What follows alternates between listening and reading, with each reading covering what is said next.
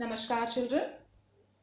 So in the continuation of chapter number 3, private, public and global enterprises, the first type, or we can say the first form of organization which is there in the public sector we have done, that is departmental undertakings.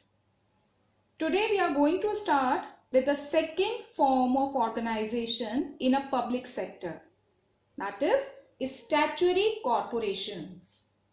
So first we see that what is the meaning of this term statutory corporation. These are the public enterprises and these are brought into existence by a special act of the Parliament. This act defines its powers and functions, rules and regulations governing its employees and its relationship with government departments. So it is established under a special act passed in Parliament or state legislative assembly. Its objectives, powers and functions are clearly defined in the special act. Okay, so it is a corporate person and has the capacity of acting in its own name. Statutory corporations have the power of the government and considerable amount of operating flexibility of private enterprises. Okay, so some of the examples are given. Those are Unit Trust of India, Life Insurance Corporation, Indian Airlines, Air India. These all examples are also there of the statutory corporations. Now here you can see the images which are there of the statutory corporation. These are known as the statutory corporation. Life Insurance Corporation of India, Roadways, Reserve Bank of India, Food Corporation of India, Industrial Development Bank of India. Okay, so these all are the statutory corporations. So we can say that statutory corporations are public enterprises established and governed by a special act of the Parliament or by the state or central legislature. The act defines the power and functions, rules and regulations governing its employees and its relationship with government departments. The corporations are financially independent with a clear control over a specified area or a particular type of commercial activity. Corporations function as a corporate person managed by the board of directors appointed by the government.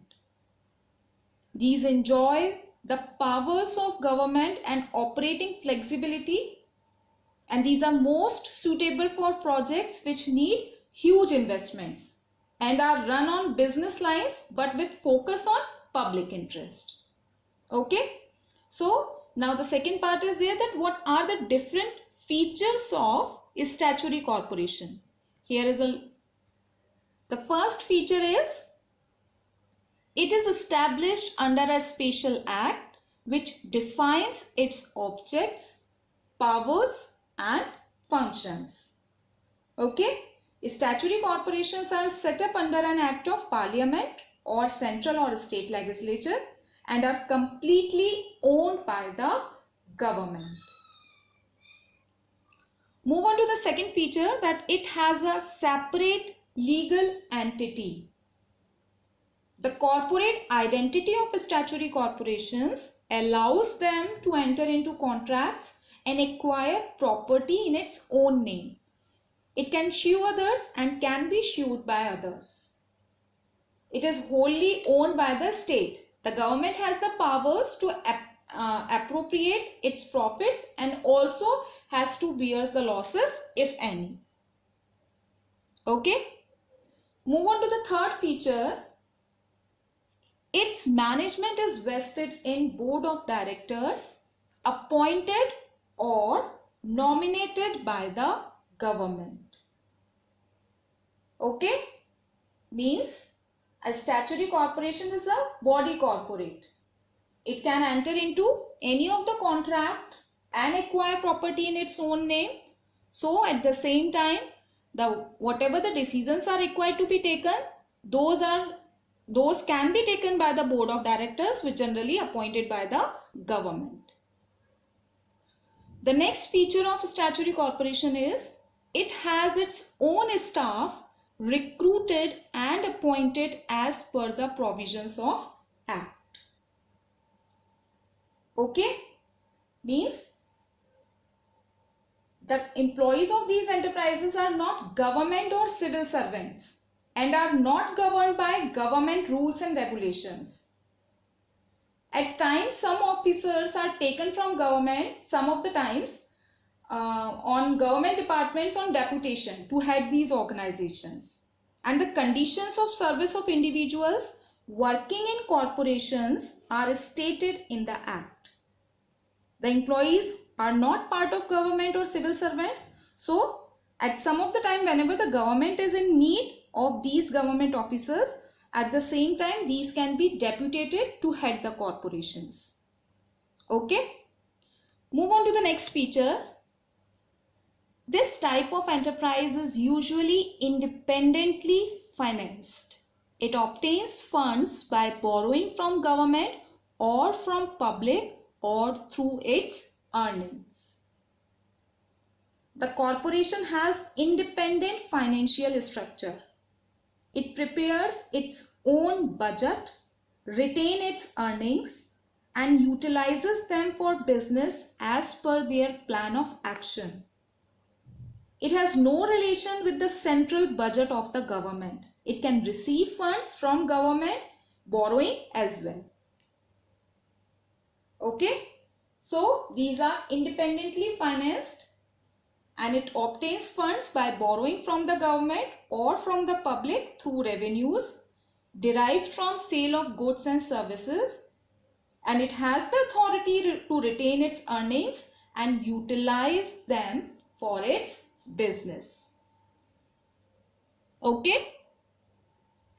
The last feature is it is not subject to same accounting and audit rules which are applicable to government department.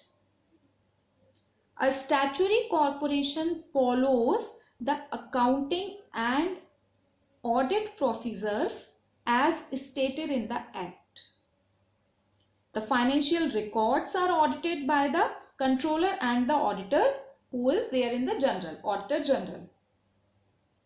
Okay, so it is not subject to the government rules and regulations in the matter of accounting, budgeting and audit as applicable to the departmental undertakings. Fine. So these are the simple features which are there in the statutory corporations. So we can say now that these are set up as a corporate identity, and these have the independent financial structure, utilizes the revenues earned, and employees are also appointed as per the terms of the Act. Okay, so the statutory corporations are established and governed by a special act of the Parliament or by the state or central legislature. Fine. The merits and limitations we will do in the next class. Okay.